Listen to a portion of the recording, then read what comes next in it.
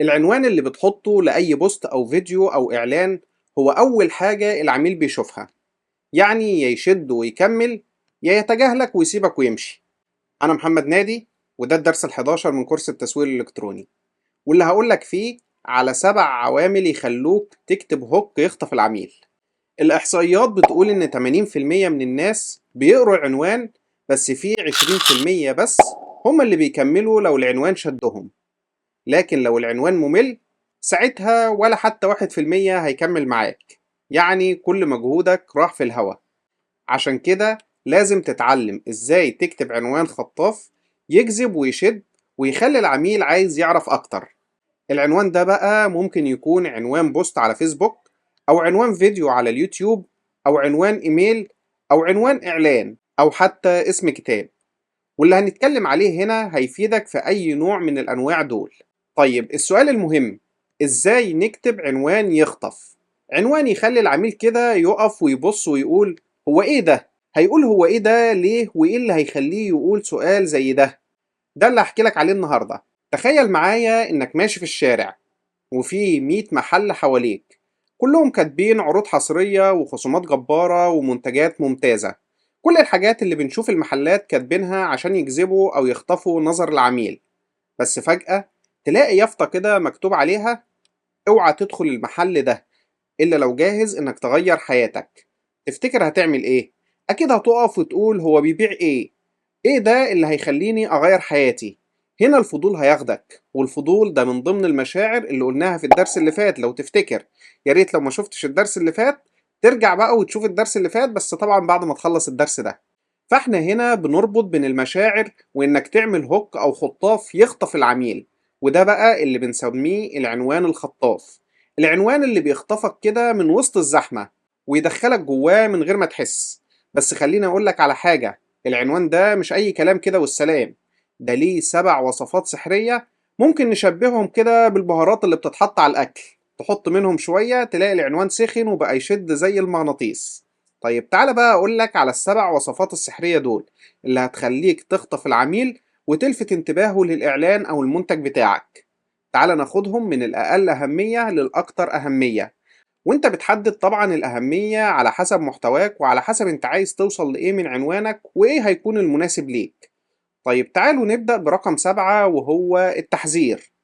عارف لما العنوان يخبطك كده في دماغك وانت بتقلب في الفيس ويقولك خلي بالك؟ تخيل كده مثلا انك فاتح فيسبوك وبتقلب كده من غير تركيز، وفجأة تلاقي بوست مكتوب: احذر، الأكلة دي ممكن تبوظ صحتك لو كلتها بعد الساعة 8. حتى لو انت لسه واكل ومش جعان، عينك هتقف على البوست ده وهتقول ايه ده؟ يعني ايه أكلة تبوظ صحتي لو هكلتها بعد الساعة 8؟ طيب هو أنا باكلها ولا لأ؟ طب ليه ده حصل؟ عشان عقلك أول ما يشوف كلمة زي احذر أو اوعى أو خلي بالك بيفكر أوتوماتيك إن في خطر، أو في حاجة مش طبيعية ولازم أعرف بسرعة إيه هي الحاجة دي. فالعنوان هنا بيشدك مش عشان الموضوع فعلا مهم، لكن عشان أسلوب التحذير خلاك تخاف وفضولك بيبدأ يشتغل. نفس الفكرة لو شفت مثلا إعلان بيقولك اوعى تشوف فيديوهات على اليوتيوب وانت في الضلمة. حتى لو انت متعود تتفرج على اليوتيوب وانت مطفي النور وبتتفرج عليه في الضلمة، برضه هتقول طب ليه؟ هو في ضرر؟ ده انا بعمل كده كل يوم. فهتدخل عشان تشوف التفاصيل وتعرف ايه الضرر اللي هيعود عليك لما تتفرج على اليوتيوب في الضلمة. ممكن كمان تلاقي عنوان زي ممنوع تنزل أولادك الشارع بعد الساعة 10 بالليل مثلا. دماغك هتشتغل تفتكر بيكلمك عن عصابة ولا جريمة، وتدخل مثلا تلاقيه بيقولك إن الجو برد على الأطفال وإحنا بنبيع جاكيتات أو جواكت تقدر تحافظ على صحتهم لما تشتري لهم الجاكيت ده. يعني ببساطة العنوان لعب على مشاعرك وخلاك تكمل عشان تطمن بس على أولادك. بس هنا بقى في نقطة مهمة جدا جدا، لو كتبت إعلان يخوف الناس والمحتوى طلع ملوش أي علاقة بالخطر ده، يبقى أنت كده بتضحك عليهم، وده هيتحسب عليك. الناس ممكن تزعل منك وتعمل لك بلوك، أو حتى تدوس ديسلايك للمحتوى بتاعك. وساعتها طبعا الخوارزمية الخاصة بالفيسبوك أو اليوتيوب هتقول إن المحتوى ده مفهوش ثقة وكل الناس مش حباه، وممكن تقلل انتشاره أو حتى توقفه خالص. يعني لما تيجي تستخدم التحذير لازم تستخدمه بأمانة وذكاء. طيب تعالوا بقى نروح لرقم 6 وهو السؤال. اسأل دايما وخلي دماغ العميل دايما تشتغل. السؤال في العنوان ده بيكون سلاح فتاك، عامل بالظبط زي الأسلحة بتاعت إيران كده على الصهاينة، ربنا يزيد ويبارك ويخلصوا عليهم. عشان أول ما المخ يشوف سؤال بيشتغل أوتوماتيك وبيقولك استنى كده، هو أكيد عنده إجابة للسؤال ده. طيب أنا عايز أعرفها. يعني مثلا لما تكتب في العنوان ليه بوستاتك مش بتجيب لايكات ولا كومنتات، أو ليه كل الناس بتتجاهل إعلانك رغم إنه شكله احترافي، اللي هيشوف العنوان حتى لو مش ناوي يتفاعل هيقف وهيسأل نفسه نفس السؤال اللي انت بتطرحه، وساعتها هتبقى انت دخلت جوه دماغه وفتحت عنده أسئلة ملهاش إجابات عنده. السؤال ده بيخلي اللي بيقرأ يحس انك بتتكلم معاه شخصيا، مش بتخاطب في فراغ، لا انت بتكلمه هو وبتسأله هو.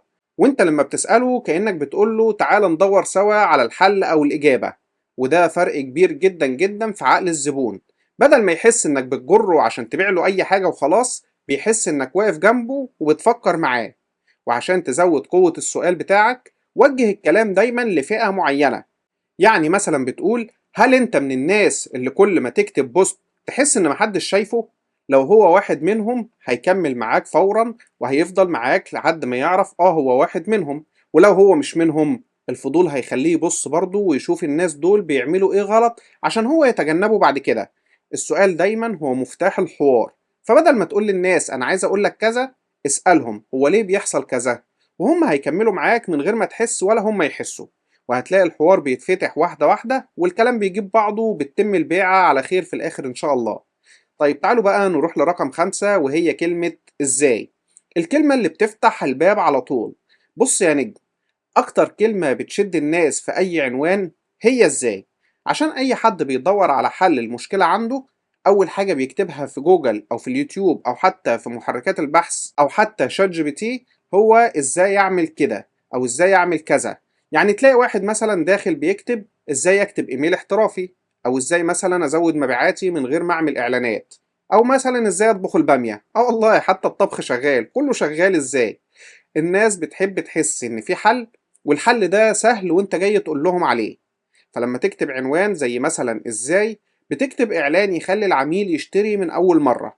انت كده بتطمنه وبتقول له بص في طريقة وهقولك عليها خطوة بخطوة من غير لا لف ولا دوران. يعني بدل ما تقول له عنوان كتابة الاعلانات الفعالة، لا، قول له ازاي تكتب اعلان يخلي الزبون يفتح محفظته. هنا الفرق بين العنوانين زي الفرق بين اللي بيشرح لك على السبورة او اللي بيشدك يقعدك جنبه ويقول لك بص يا باشا كذا وكذا وكذا وهتوصل للنتيجة دي. ولما الشخص يكون بيدور بنفسه على الطريقة ويلاقيك بتشرحها له، يبقى هو اللي جالك برجليه مش انت اللي بتجري وراه. وده اللي بنسميه inbound marketing. يعني العميل هو اللي بيدور عليك مش انت اللي بتزن على ودانه عشان يجيلك. يعني باختصار، كلمة ازاي بتساوي انا هعلمك حاجة مفيدة وسهلة فتفضل عندي وعلى طول معايا. طيب تعالوا بقى نروح لرقم 4 وهي التخصيص. كلم الزبون كأنه قاعد لوحده قدامك. الناس وهي بتقلب على السوشيال ميديا بيعدي عليهم 100,000 بوست في الدقيقة. يعني لو عنوانك عايم كده ومفتوح لكل الناس غالبا هيضيع وسط الزحمة. لكن أول ما العنوان يكون موجه ليهم هم بالاسم أو الحالة بتاعتهم، دماغهم بتقف عند الإعلان بتاعك وقلبهم بيقول إيه ده، هو بيكلمني أنا؟ هو عرف إزاي مشكلتي؟ يعني هنا مثلا شوف الفرق بين الجملتين دول. الأولى بتقول نصايح للنجاح في الشغل، ولا تقول له مثلا لو أنت محاسب لسه متخرج اعرف الأخطاء اللي ممكن تضيع عليك أول شغلانة. التانية هنا أنت مش بس بتشد، ده أنت بتخلي المحاسب اللي لسه متخرج يحس إنك فاهم ظروفه وعارف مشكلته، وكأنك بتكلمه هو بس وسط مليون واحد. طيب تعالوا نشوف مثال تاني. لكل أم أول مرة تخلف، النصيحة دي هتريحك جدا. هنا الأم الجديدة هتحس إنك بتطبطب عليها وبتقدر قلقها وتوترها، فبدون تفكير هتسمع لك عشان أنت هتقدم لها حاجة مفيدة لحالتها هي وبس. أو مثلا لو بتبيع إعلان ومفيش مبيعات، ركز في الدقيقة دي. أنت هنا كأنك بتنده على صاحب المشكلة باسمه، وهنا بتخلي عنده أمل إنك هتحل مشكلته معاه. يعني ببساطة التخصيص معناه إنك ما تكلمش الناس على إنهم رقم، كلمهم كأشخاص كأنهم قاعدين قدامك بالظبط، وإنت شايف كل واحد فيهم بعينه ومشكلته هو. وطبعا النتيجة هيحس إنك بتفهمه فهيسمع لك وهيكمل معاك. وهنا بتكون قوة العنوان مع هوك التخصيص. طيب تعالوا بقى نروح لرقم 3 وهي الصدمة، أو بمعنى آخر اكسر التوقع. في وسط كل الكلام المكرر اللي بنشوفه كل يوم، لازم أوقات تقول حاجة تخبط الناس كده فوق دماغهم عشان يصحوا معاك كده ويفوقوا. يعني مش كل شوية هنفضل نقول إزاي تنجح وإزاي تزود دخلك. الكلام ده بقى ممل وبيعدي جنب ودان الناس ولا كأنهم سمعوا حاجة. لكن بقى لما تكتب عنوان زي إزاي تخسر فلوسك في أسبوع، هنا بقى العقل بيقف. إيه ده؟ هو أنا داخل أتعلم ولا داخل أضيع نفسي وأضيع فلوسي؟ بس الحقيقة إنك هتشرح له الأخطاء اللي لو عملها هيضيع فلوسه. بس أنت كده صدمت دماغه وعملت له ايرور من العنوان اللي هو قراه، وبعدين رجعتها له بالعقل وبالراحة وشرحت له أنت بتقدم إيه. أو عندك مثلا لو بتكتب بوست، بتكتب مثلا البوست ده للأغبياء فقط. طبعا أي حد هيشوف العنوان ده حاجة من اتنين: يا هيضحك ويتغاظ ويشتمك، يا هيفتح البوست ويقف يقراه ويشوف انت بتكلم مين. وده اسمه شد الانتباه بالاستفزاز. بس لازم تبقى ذكي وانت بتعمل اعلان زي ده عشان الدنيا ما تتقلبش عليك او تتقلب فوق دماغك. كلنا شفنا الحرب اللي كانت دايرة من فترة بين العبد والملكي وبلبن، ورفعوا قواضي ومحاضر على بعض بس انهم كانوا بيستفزوا بعض في الاعلانات. بس انت طبعا ما تعرفش ان دي طريقة من طرق الدعاية والاعلان. بس طبعا بلبن الموضوع وسع منه شوية وكان مزودها حبتين، وما كانش الموضوع معاه ملعوب بذكاء من وجهة نظري. بس في الآخر مش موضوعنا دلوقتي. المهم إن دي طريقة من طرق الدعاية وجذب الانتباه، عن طريق طبعا إنك بتعمل هوك وهو الاستفزاز. طيب تعالوا بقى نشوف مثال تالت عشان نبقى خدنا كل الجوانب وأغلب الحالات. لو قلنا مثلا ليه النجاح ممكن يكون أسوأ من الفشل. يا عم انت بتقول ايه؟ النجاح أسوأ؟ ده احنا طول عمرنا اصلا بنجري ورا النجاح، هو احنا عارفين اصلا ننجح عشان تقول لي أسوأ من الفشل؟ هنا العنوان بقى بيكسر المألوف وبيخلي الناس تقرا عشان تفهم انت بتتكلم عن ايه او عايز تقول لهم ايه. بس خلي بالك، الصدمة دي بيكون ليها شرط ان العنوان لازم يبقى ذكي، والمحتوى لازم يفسر للعميل بتاعك الصدمة دي بتشرح ايه. يعني مثلا ما ينفعش تكتب عنوان صادم وبعدين الناس تفتح تلاقي مفيش ولا أي حاجة ليها أي علاقة بالكلام اللي أنت بتقوله أو بالعنوان اللي أنت كاتبه. ساعتها أنت هتبقى بتحرق نفسك مش بتشوقهم، ومحدش هيشتري منك أي حاجة ولا حد هيشوف محتواك تاني. يعني من الآخر، لو هتستخدم الصدمة استخدمها برضو بذكاء. طيب تعالوا بقى نروح لرقم 2 وهو الفضول. دايما خلي العميل يسأل جواه هو بيقصد ايه. العقل البشري اول ما يشوف حاجة ناقصة او حاجة مش مفهومة او مش كاملة للاخر بيتجنن. يعني لازم يعرف النهاية، لازم يعرف الإجابة على السؤال ده ايه. ما يعرفش ابدا يسيب السؤال مفتوح. وده بالظبط اللي احنا بنلعب عليه في كل اعلاناتنا لما نيجي نشتغل على موضوع الفضول. يعني لما بتكتب عنوان زي السر اللي بيخلي اعلاناتك تفشل رغم انك فاهم كويس، هنا العقل بيقول هو انا بعمل ايه غلط؟ انا شايف اني فاهم كويس، بس واضح ان في حاجة انا مش واخد بالي منها، فيخش ويكمل معاك عشان بس يشوف هتحلله المشكلة دي ازاي. او مثلا لو هتقول رقم 3 في القايمة دي هو السبب اللي بيخليك ما تبيعش ولا منتج، العقل هنا بيصرخ من كتر الفضول. هو ايه رقم 3 ده اللي بيخليني مش عارف ابيع ولا منتج؟ فلازم يدخل ويشوف العناوين دي فيها ايه او بتقول ايه. فيها حاجة ناقصة او حاجة مستخبية او معلومة مثلا مش واضحة انا بقع فيها، او مشكلة مثلا انا بقع فيها. فتسيب القارئ دايما متعلق وعايز يعرف بقية الحكاية. زي بالظبط لما حد يقولك انا عندي خبر مهم بس هبقى اقوله لك بعدين. طبيعي هتتجنن من ورا الكلام ده، مش هتقدر تنام إلا لما تعرف هو عايز يقول ايه. طب ما قلتليش على طول ليه؟ انت ليه بتشوقني وبتخلي عندي فضول؟ فلما بتستخدم الفضول في العنوان كأنك بتفتح باب وتسيب الناس واقفين وراه، فلازم يخشوا يشوفوا ايه اللي مستنيهم ورا الباب ده. تعال اقول لك سر صغير وده بونص لكل اللي لسه مكمل معانا الفيديو لحد دلوقتي. الفضول يشتغل اكتر لما تضيف كلمات زي السر والمفاجأة ومش هتتوقع ورقم كذا هيغير كل حاجة معاك والسبب الحقيقي واتفرج معايا لحد الآخر. الكلمات دي هي المفتاح السري لإنك تكتب عنوان. وعايز تستغل الهوك في الفضول، اكتب أي كلمة من الكلمات دي واكتب الحاجة اللي انت عايز توصلها للعميل بعد كده من ضمن الإعلان أو في وسط الإعلان. بس أهم حاجة زي ما بنقول ونأكد، لو وعدت بحاجة في العنوان لازم تديها في المحتوى. ما ينفعش تخلي الناس فضوليين وتخذلهم في الآخر، كده هينفروا منك وبعدين محدش هيصدقك تاني. طيب تعالوا بقى نروح لآخر هوك معانا وهو رقم 1 وهو الأرقام. المخ بيحب الحاجات اللي مترتبة. يعني أول مثلا ما يشوف عنوان فيه رقم بيحس كده إن الدنيا بسيطة وسهلة، وإن الموضوع هيكون ليه بداية ونهاية مش هتسيبه مفتوح. يعني مثلا لما تكتب 7 خطوات تكتب بيهم إعلان يبيع، العقل بيقول 7 حلوين مش كتير ومتقسمين وأقدر أتابعهم واحد واحد والموضوع هيبقى سهل وبسيط. أو مثلا لو هتقوله 3 أسباب بتخلي الناس ما تردش على إيميلك، العقل بيرد يبقى أنا بعمل واحد فيهم أكيد، خليني أعرف إيه هو السبب. أو مثلا 5 أفكار لبوستات تسويقية تخلي الناس تتفاعل فورا، هنا كأنك بتقوله مش هتفلسف عليك، هما 5 حاجات واضحة وطبقهم وشوف الفرق هيبقى إزاي. أو مثلا لو هتقول 7 عوامل لكتابة عنوان خطاف، فكل الناس هتتفرج أكيد على الفيديو ده إن شاء الله عشان بيديك الخلاصة وبيقولك على أهم 7 عوامل أنت محتاج تعرفهم عشان تكتب هوك أو عنوان خطاف. فأي عنوان فيه رقم بيطمن اللي بيقرأ، بيخليه يحس كده إن في خطة وإن الموضوع هيبقى سهل وبسيط لأنه محصور في رقم، وإن اللي داخل عليه حاجة منضبطة مش عشوائية.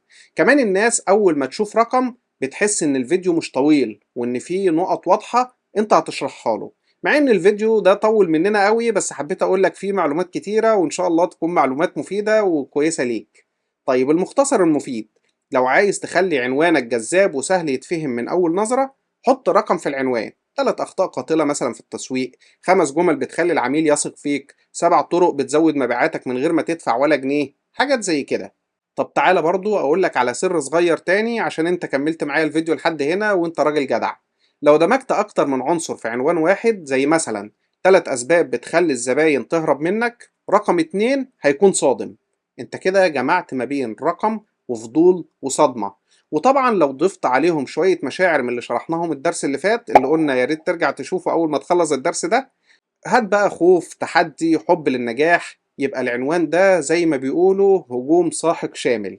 طيب في نهاية الفيديو عايز أقولك خلي بالك الناس ما عندهاش وقت تقرأ كل حاجة، بس عندها وقت تبص على العنوان. فلو العنوان شدهم هيكملوا معاك، ولو ما شدهمش خسرتهم قبل ما تبدأ. فخلي بالك العنوان مهم جدا جدا في أي محتوى أنت بتكتبه أو أي منتج أنت محتاج تبيعه. يا ريت لو عجبك الفيديو دوس لايك واشترك في القناة، وبعته لحد بيكتب كويس بس محدش بيشوفه لأنه ما بيستخدمش الهوكات دي في عناوينه اللي بيكتبها. أشوفك إن شاء الله في الدرس اللي جاي، والسلام عليكم ورحمة الله وبركاته.